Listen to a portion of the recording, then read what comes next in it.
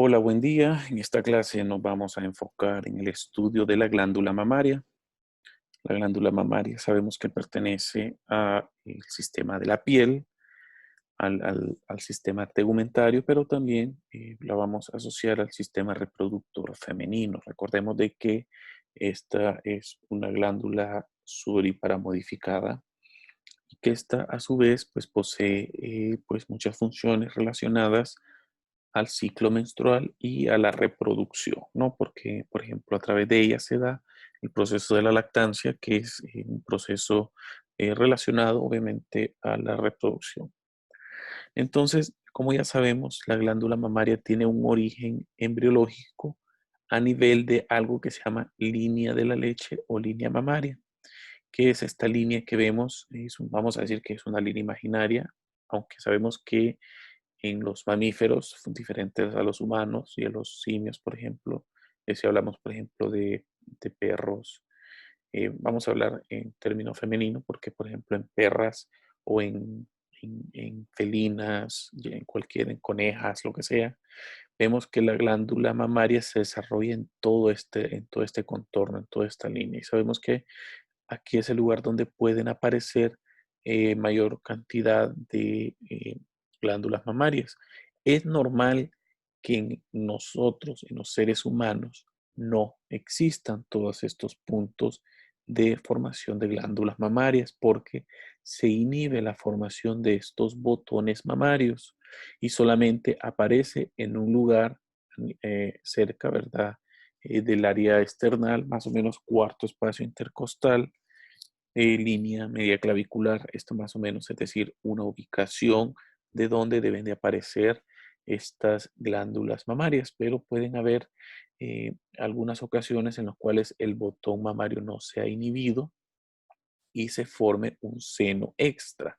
A eso lo conocemos con el nombre de polimastía o que aparte de eso haya un pezón extra que se conoce con el nombre de politetalia, ¿no? Que estos son dos conceptos que deben de conocer y que realmente son comunes, ¿verdad? Yo he visto muchos casos en los cuales los individuos tienen pezones más o menos en esta región y se reciben muchas biopsias de masas axilares que corresponden a tejido mamario ectópico, es decir, que no debe de estar ahí porque de alguna u otra manera se desarrolló en la región axilar, por ejemplo.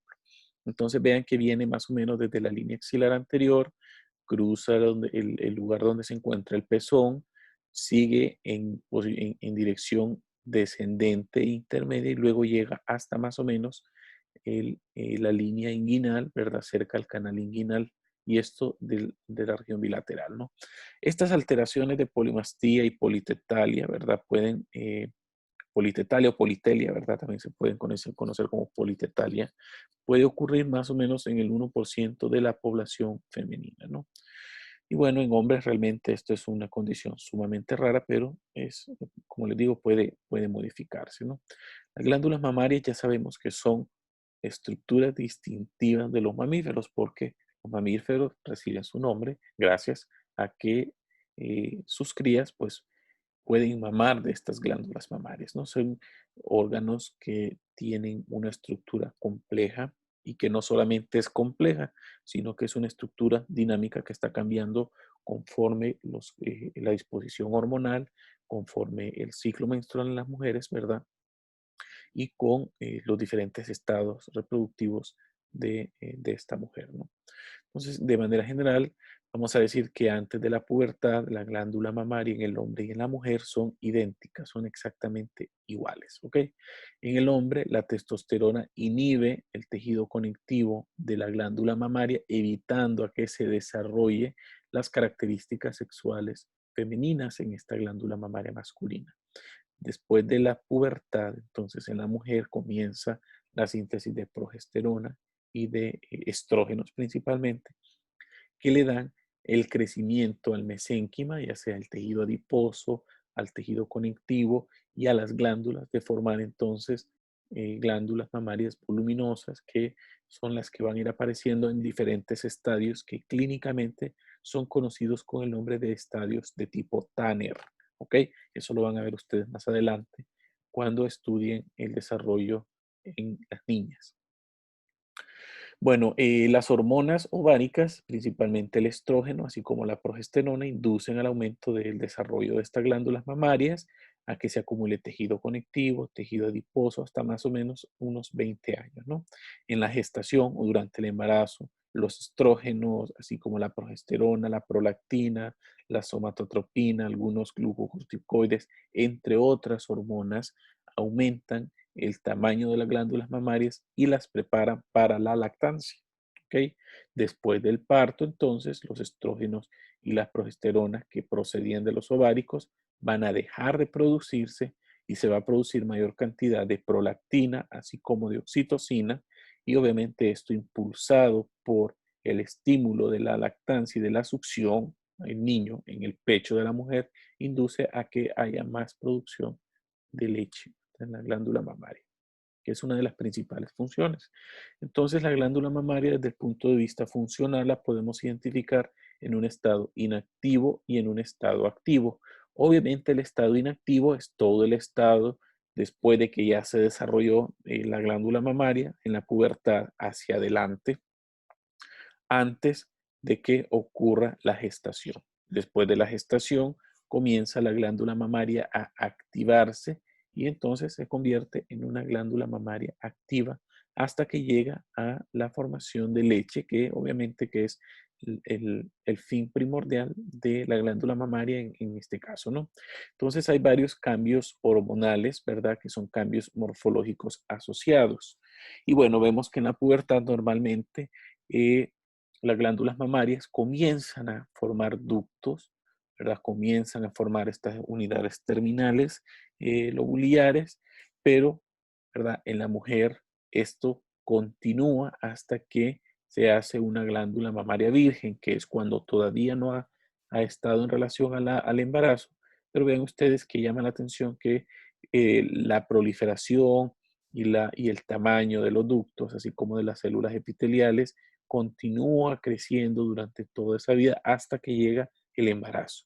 Después del embarazo, entonces, todos estos ductos comienzan a formar unidades específicamente secretoras que ya van a formar leche para obviamente hacer sus funciones de secreción de leche, ¿no? Y por último tenemos otra etapa que es la etapa de la involución, que es cuando ya se suprimen todas las hormonas y principalmente las hormonas que están relacionadas a la lactancia. Entonces esta glándula mamaria puede regresar a un estado similar, ojo, similar, pero no a un estado virginal, como en este caso, ¿verdad? Porque todavía quedan algunos alvéolos dilatados, o simple y sencillamente después de la menopausia, involucionar aún más y volver a más o menos una glándula mamaria similar a la de la pubertad, ¿no? Entonces, todos estos cambios que les he resumido acá están asociados básicamente a hormonas ováricas. ¿Y cuáles son esas? Estrógenos y progesterona. Recordemos que estos son estrógenos perdón, estas son hormonas, también son esteroideas, ¿verdad? Y que van a actuar directamente a nivel de receptores nucleares. Estas, principalmente el estrógeno, pues va a inducir a las células mesenquimales a que aumenten de tamaño, ¿verdad? Ya sea por aumento de depósito de tejido adiposo en las áreas interlobulares, así como también aumento del tamaño, ¿verdad? De los conductos para que estos conductos se ramifiquen o que las células epiteliales directamente proliferen y que obviamente controlen interacciones entre el epitelio y el estroma para inducir a que este mismo estroma sea aún más sensible a los cambios hormonales, ¿no? Y en la edad adulta, pues obviamente la arquitectura ductal está completa, es decir, ya está en una etapa virginal, ¿verdad? Madura, lista para entrar al proceso eh, de la activación, ¿no? Entonces, esto es de manera de introducción. Vamos a ir viendo algunos datos más interesantes. Por ejemplo, en el embarazo, la placenta y el cuerpo lúteo del embarazo se encargan de estar sintetizando estrógenos y progesterona y son los que le van a ir aportando mayor crecimiento a las glándulas mamarias y son hasta el final prácticamente del embarazo en el cual la prolactina y algunas gonadocorticoides, ¿verdad? Específicamente una molécula que se llama lactógeno placentario, ayudan a que esta glándula mamaria continúe en su proceso de desarrollo, ¿verdad? Hasta la activación. Al final del embarazo, entonces, ven ustedes que se encuentran vesículas secretoras en las células epiteliales, ya están listas para liberar su producto de secreción, ¿no? Entonces, el producto que es la leche, ya sabemos que va a ser inhibida por los altos niveles de progesterona al final del embarazo. Entonces, vean ustedes que una mujer al final del embarazo todavía no puede liberar la leche. ¿Por qué no la puede liberar? Porque todavía tiene progesterona procedente de la placenta. Una vez la placenta sale de esta mujer, ya la fase de la mama, del embarazo ya cambia y cambia a una fase que es la fase de lactancia. Entonces, aquí es donde viene realmente el inicio real de una glándula mamaria activa. El embarazo básicamente fue todo el proceso de preparación de esa glándula mamaria para la lactancia, aunque todavía no ha lactado por la presencia de progesterona. Entonces, hasta que ya sacan la placenta y el cuerpo lúteo obviamente ya ha dejado de funcionar, se suprime la progesterona y la progesterona, que normalmente inhibe la función de la adenohipófisis para liberar prolactina, entonces se quita, bajan las concentraciones de progesterona y se va para arriba la prolactina. Entonces la prolactina específicamente inicia la producción de leche, ¿verdad? Así como la oxitocina, ¿verdad? Que sabemos que es hipotálamo, expulsa leche de la mama, ¿no? Entonces, eh, obviamente esto pues lo va a estimular, ¿verdad? La oxitocina. La oxitocina tiene receptores específicos a nivel de las células mioepiteliales de toda la glándula mamaria que ayuda entonces a la contracción y a la expulsión de la leche sintetizada e inducida por la prolactina, ¿no? Esto es muy importante que lo recuerden. Y bueno, después de la menopausia, cuando ya se suprimen las hormonas ováricas, entonces la glándula mamaria va a retroceder, va a involucionar y va a ser reemplazada básicamente por tejido conectivo y por tejido adiposo. Esta es la estructura general de la glándula mamaria. Vemos que básicamente son glándulas sudoríparas apocrinas con una disposición túbulo-alveolar que es sumamente modificada, ramificada y que obviamente va a estar constituida más o menos por unos 15 a 20 lóbulos, ¿verdad? Este más o menos sería un lóbulo, ¿verdad? Se llaman unidades secretoras terminales túbulo-alveolares, ¿ok? Y van a estar revestidas dependiendo el área y el estadio que estemos observando de esta glándula mamaria. En general, vamos a identificar que existen ductos secretoros, que son los que sacan el producto de secreción de los acinos o de los alvéolos mamarios. Estos son conductos secretores. Algunos de ellos los llaman conductos terminales o conductos interlobulares. Estos conductos interlobulares casi siempre van a estar revestidos por un epitelio cúbico simple, ¿no? Un epitelio cúbico simple. Cualquier conducto a nivel de la glándula mamaria que no fuese el conducto principal o conducto galactóforo y el seno galactóforo, ¿verdad? Van a estar constituidos por un epitelio simple, cualquier conducto. Pero si estamos hablando específicamente del conducto principal o conducto galactóforo y el seno galactóforo, estos van a estar revestidos por un epitelio cúbico que va a verse estratificado. En este esquema lo vemos bien. Aquí vemos varios conductillos que drenan directamente el material de secreción eh, de estos acinos. Okay, se llama, por ejemplo, el conducto interlobular y vemos que se conectan varios conductos interlobulares o conductos sencillos, ¿verdad? Simples, para formar posteriormente el conducto principal o conducto galactóforo, que posteriormente llega cerca de donde está el pezón a una dilatación que recibe el nombre de seno galactóforo y por último drena a el pezón, ¿no? Aquí lo vemos claro. Todas estas estructuras van a estar rodeadas por células mioepiteliales sumamente importantes y pues ayudan al proceso del crecimiento y de la orientación de las células de estos conductos, ¿verdad? De estos conductos terminales. La estructura mamaria desde el punto de vista macroscópico vamos a ver que es básicamente la piel que reviste toda la glándula mamaria. Hacia la parte interna tenemos todo el parénquima que va a estar constituido por estos lóbulos. Cada lóbulo va a tener conductos que van a drenar a un conducto principal, que son los conductos galactóforos. Aquí tenemos los senogalactóforos. Y bueno, tenemos aquí un ligamento muy importante, que es el ligamento suspensorio de Cooper, que a su vez forma ligamentos más pequeños, que son estos que vemos acá, que son los ligamentos fraccionados, ¿verdad? O ligamentos de Cooper, que también ayudan a mantener erguida la glándula mamaria y casi siempre van a estar relacionadas al tejido adiposo y lo van a separar como unas especies de lobulidos pequeños.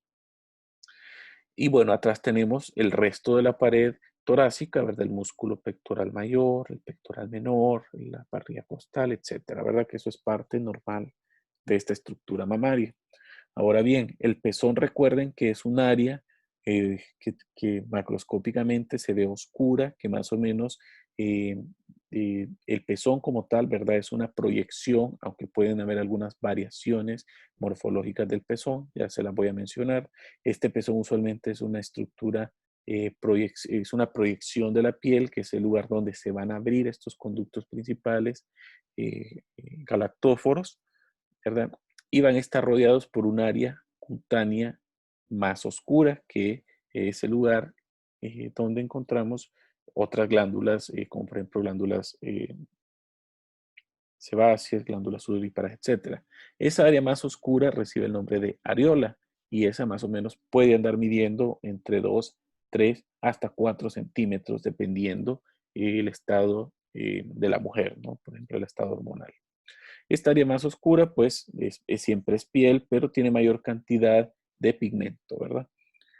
Bueno, el pezón, como les había mencionado, es esta proyección, que casi siempre es una proyección que puede llegar a medir hasta 1 centímetro, 1,5 centímetros en mujeres multíparas que ya han dado mucho pecho. Este pezón es una proyección, ¿verdad? Ya se lo mencioné, pero puede tener una serie de modificaciones. Esta proyección puede simplemente no existir y convertirse en un pezón plano, así como lo vemos acá. O puede ser, por ejemplo, un pezón invertido que en vez de estar proyectado hacia afuera, está metido hacia adentro, está invaginado.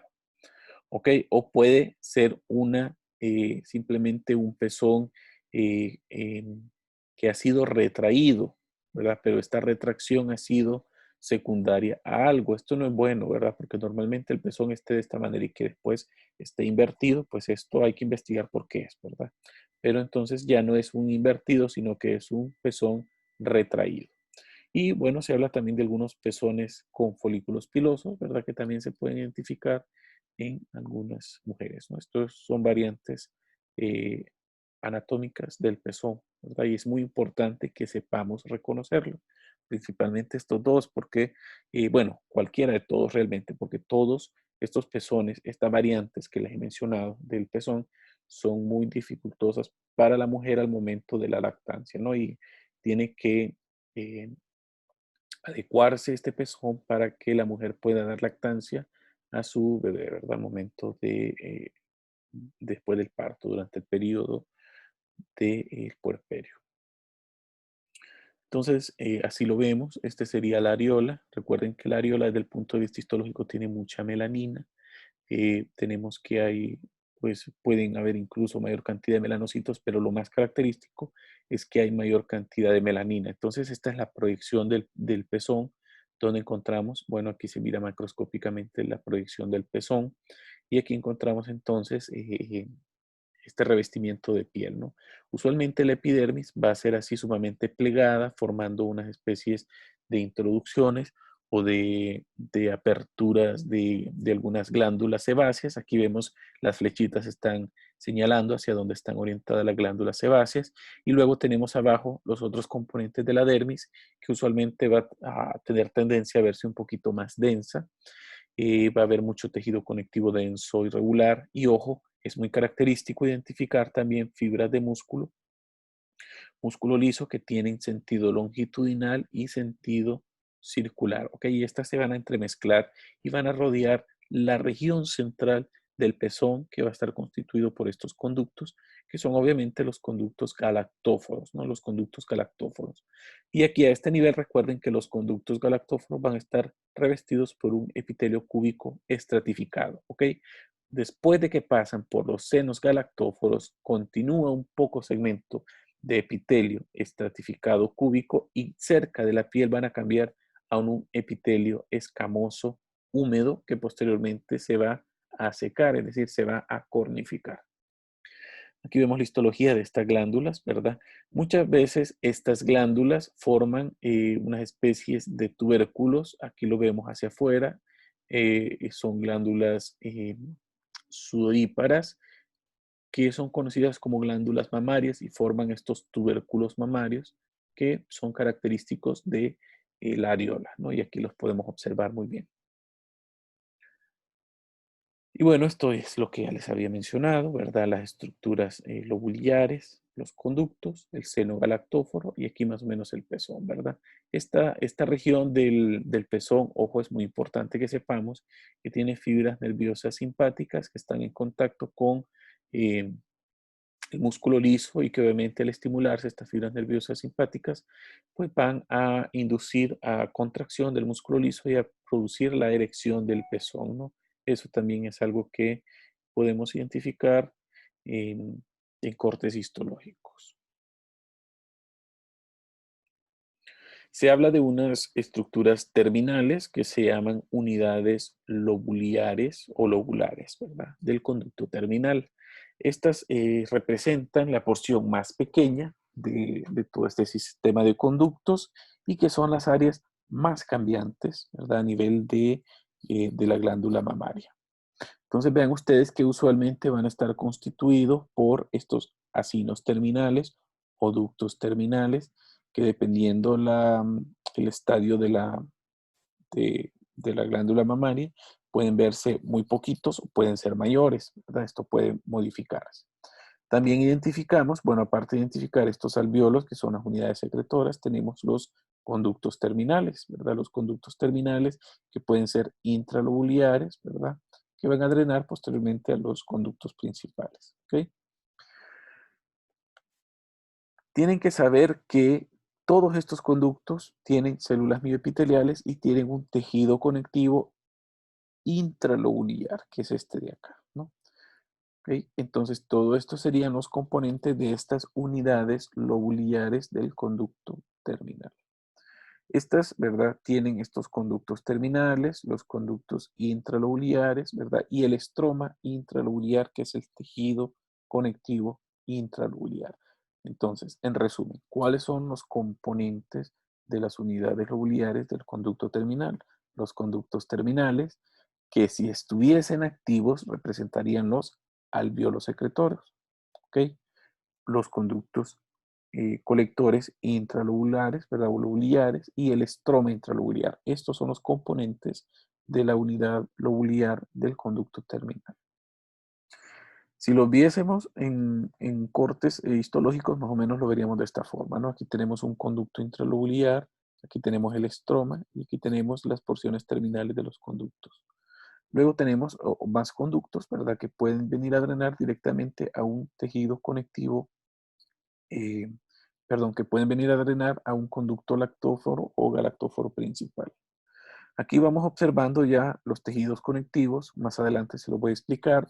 Tenemos, por ejemplo, tejido adiposo, un tejido conectivo denso irregular, y este de acá que dijimos que era un tejido conectivo laxo areolar, ¿verdad? Las diferencias pues son obvias, incluso a gran aumento. Estas regiones terminales tienen las famosas células mioepiteliales que forman una especie de cesta, más o menos así es como se distribuyen sobre estos conductos terminales o estos alvéolos, ¿verdad? Para formar como una especie de uvitas, ¿verdad? Si nosotros lo viésemos tridimensionalmente, más o menos serían como uvas, ¿no? Porque recuerden que estas abrazan a los acinos, ¿verdad? A través de sus prolongaciones y que obviamente al contraerse van a expulsar el producto de secreción, que en este caso es la leche, ¿verdad? A través de los conductos, ¿no? Estas células mioepiteliales se encuentran en las porciones terminales, pero son más evidentes a nivel de los conductos grandes. Y aquí los podemos ver en este esquema muy representativo y muy bonito de la glándula, ¿verdad? De estas células mioepiteliales. Entonces, los tejidos conectivos de la glándula mamaria son de tres tipos, ¿no? Vamos a empezar por el de más adentro, el que está más a la parte profunda, ¿verdad? El que está en esta porción terminal, que se llama tejido conectivo intralobular. Y este es el componente de esta porción terminal, ¿no? Que es el tejido conectivo laxo que encontramos acá adentro, ¿verdad? Es este que vemos acá, que se encuentra adentro de cada uno de estos lobulillos mamarios. Luego tenemos en segundo lugar el tejido conectivo interlobular, que es el que está entre los lobulillos, más o menos acá en estos segmentos. Este va a estar constituido por un tejido conectivo denso y regular. Y por último tenemos un tejido adiposo que es el extralobular, que básicamente es un tejido adiposo amarillo, ¿verdad? O blanco, como lo quieran llamar, que es el que se encuentra hacia la periferia de los lobulillos mamarios. Entonces, la glándula mamaria durante la pubertad y la gestación, pues tiene ciertos cambios. Este es una, un contraste entre ambos, ¿verdad? Que tenemos el seno galactóforo, el conducto principal y estas porciones terminales, ¿verdad? De los lóbulos mamarios, ¿verdad? Donde se forman estos conductos terminales también reciben el nombre de yemas alveolares, ¿ok? Porque a partir de una yema alveolar se pueden formar muchos alveolos, ¿verdad? Así como lo vemos ya en un proceso de lactogénesis por ejemplo, durante la gestación, ¿no? Entonces, esta lactogénesis en general es el proceso de desarrollo de la glándula mamaria, ¿verdad? Que ayuda a producir y a mantener la secreción de la leche durante el proceso de la gestación y después de la gestación. En este caso hablamos del periodo de lactancia, ¿no? Bien, esto es lo que ocurre cuando hablamos del proceso de secreción. Normalmente la glándula mamaria, vean ustedes, tiene una membrana basal, aquí tenemos a una célula mioepitelial y aquí tenemos a una célula secretora propiamente dicha. Recuerden que la célula mioepitelial tiene receptores para oxitocina que al unirse a esta célula va a inducir a contracción para que liberen su producto de secreción, en este caso la leche.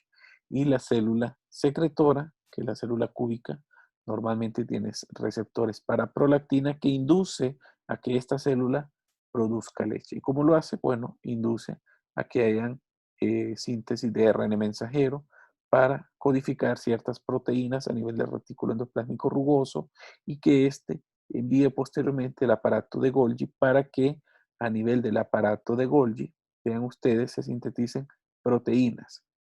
¿Qué proteínas? La más importante es la caseína, pero también se habla de la alfa-lactoalbúmina y algunas otras proteínas relacionadas con la hormona tiroidea.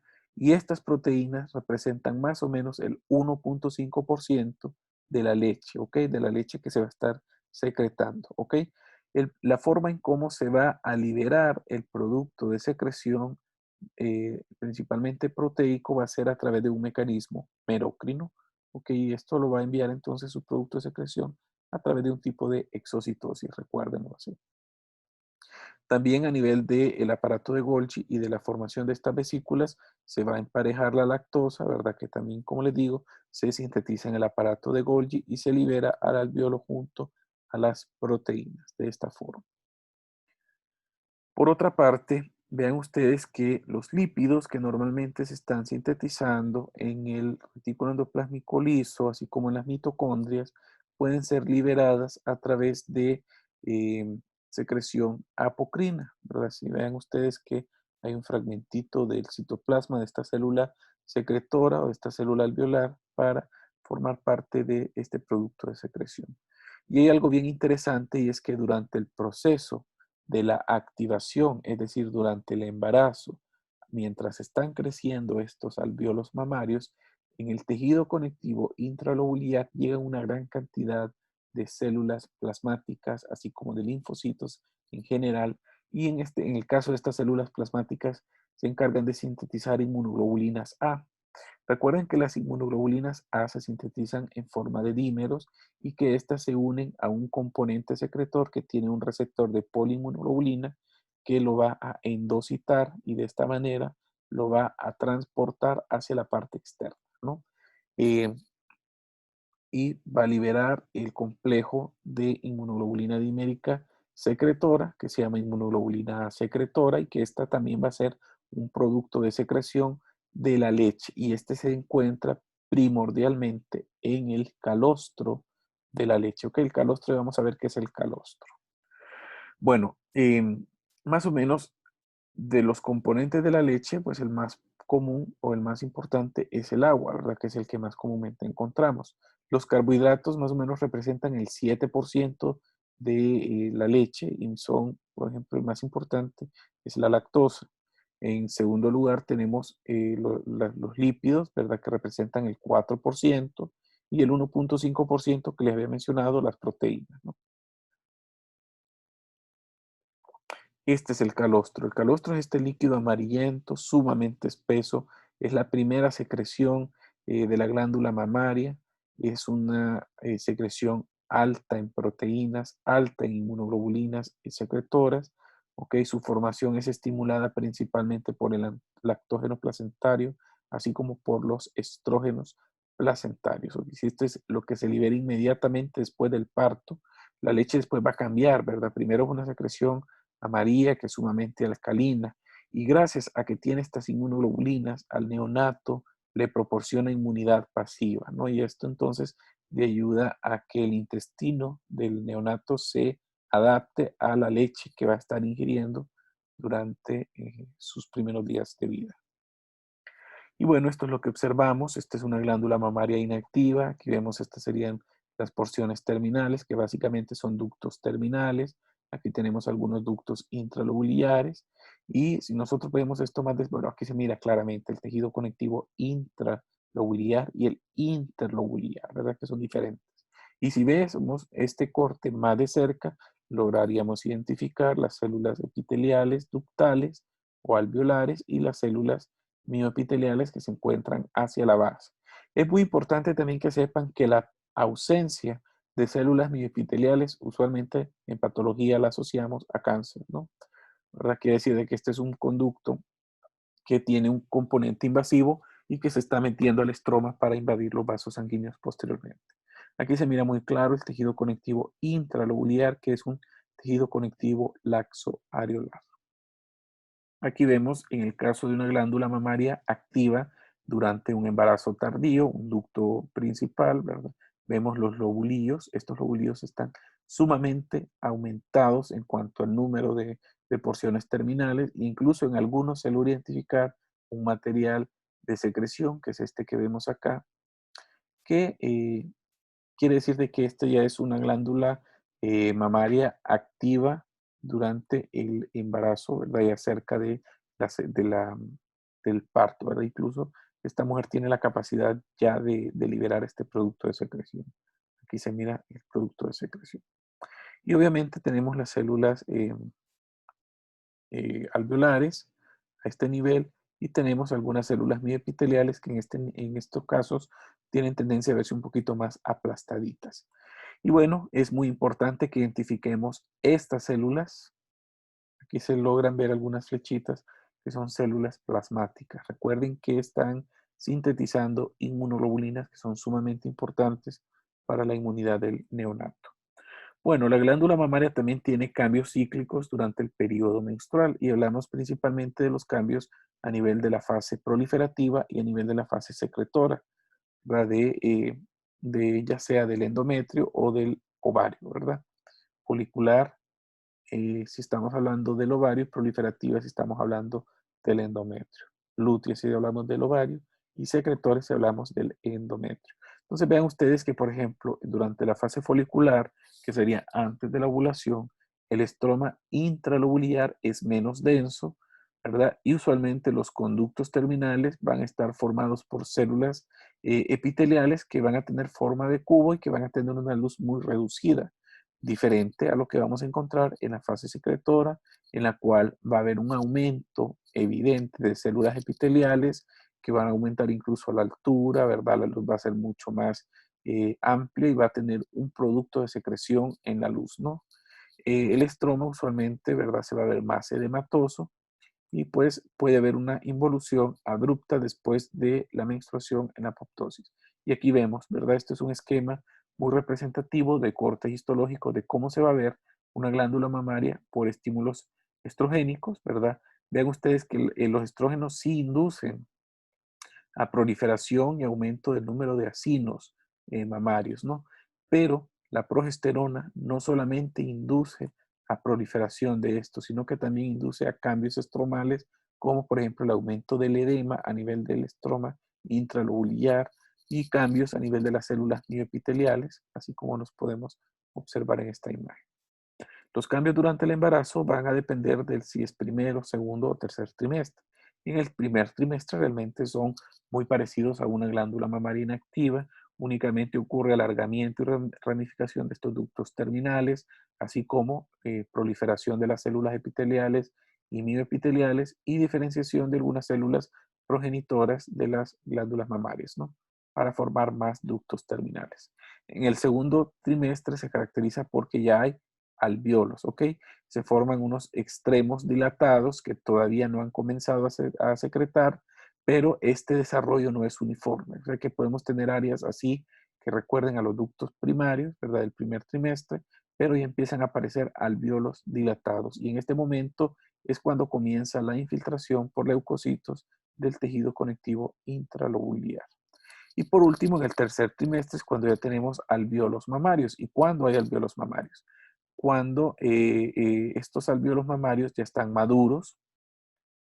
Las células cúbicas pues tienen usualmente núcleos basales con abundantes gotículas de secreción apical y estas células van a desarrollar pues mucho retículo endoplásmico rugoso, vesículas secretoras y aparecen estas gotículas de lípidos, ¿no?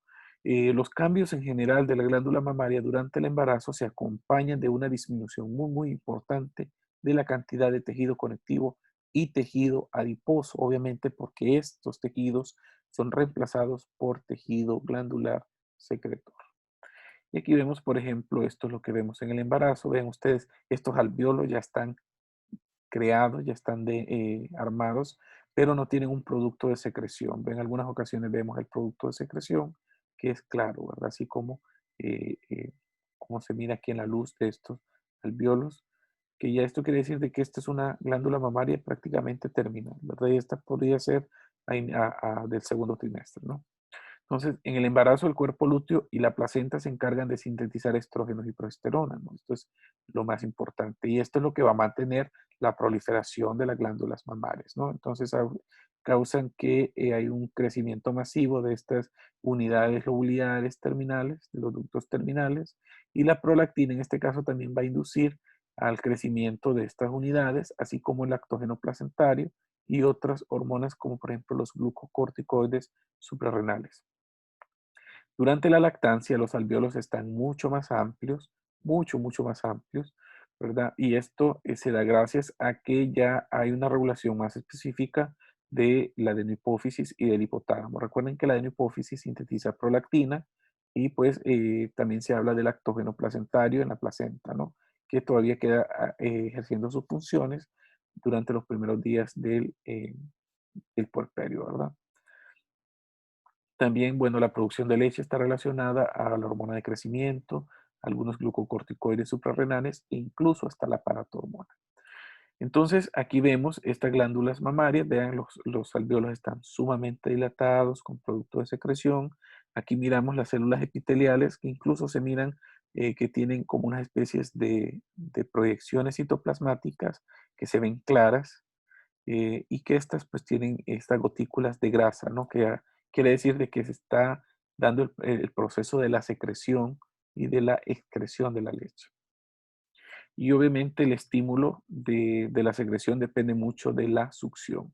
Recuerden que acá hay fibras nerviosas que estas de alguna u otra manera conectan hacia el sistema nervioso central, específicamente en la hipófisis y el hipotálamo, y que de alguna manera estas van a actuar. ¿Ok? El estímulo de la succión del pezón envía estas señales al cerebro que hace que obviamente se inhiba una molécula que se llama inhibidor de la prolactina y también provoca que se libere la oxitocina. Entonces, la prolactina, recuerden que es lo que va a hacer, aumenta la síntesis y la secreción de la leche. y la oxitocina actúa a nivel de la célula mioepitelial para excretar esta leche. Entonces, de esta manera, esta liberación hormonal induce a la producción de la leche a nivel de los alvéolos y los lobulillos y se da el reflejo de la eyección, ¿no? Entonces, posterior a ello viene el vaciado, que es cuando el niño ya puede tragarse, ¿verdad? Lo que ha vaciado a través de los conductos mamarios.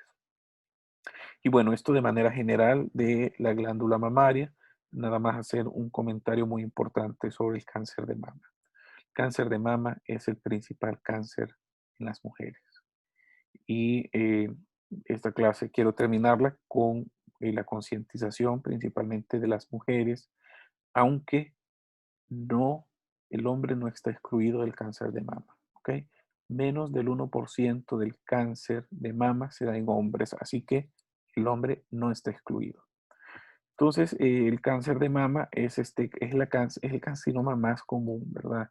Es la neoplasia maligna más común en mujeres a nivel de Estados Unidos, a nivel aquí en Honduras, en un estudio que hicimos, pues se logró identificar que era el cáncer más común. A partir del 2018, el cáncer de mama ya es el primer lugar de cáncer más frecuentemente diagnosticado en Honduras, ¿verdad? Antes en la mujer era el cáncer de cervix, pero esto ya pues ha sido reemplazado.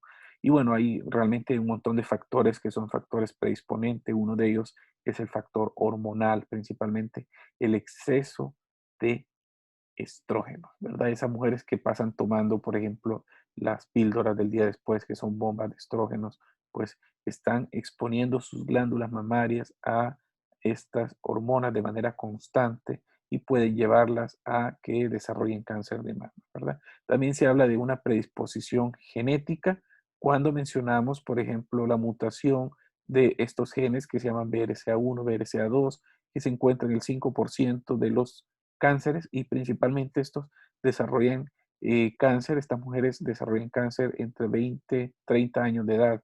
Hemos tenido 3 estudiantes de medicina que lastimosamente ya están sepultadas por cáncer de mama, ¿no? Es muy agresivo cuando tenemos estos factores de predisposición genética. Recuerdo que la última paciente que conocí, ¿verdad? Estudiante de medicina, quinto año, identificó una masa y pues aparentemente ya tenía metástasis cuando se hizo el diagnóstico.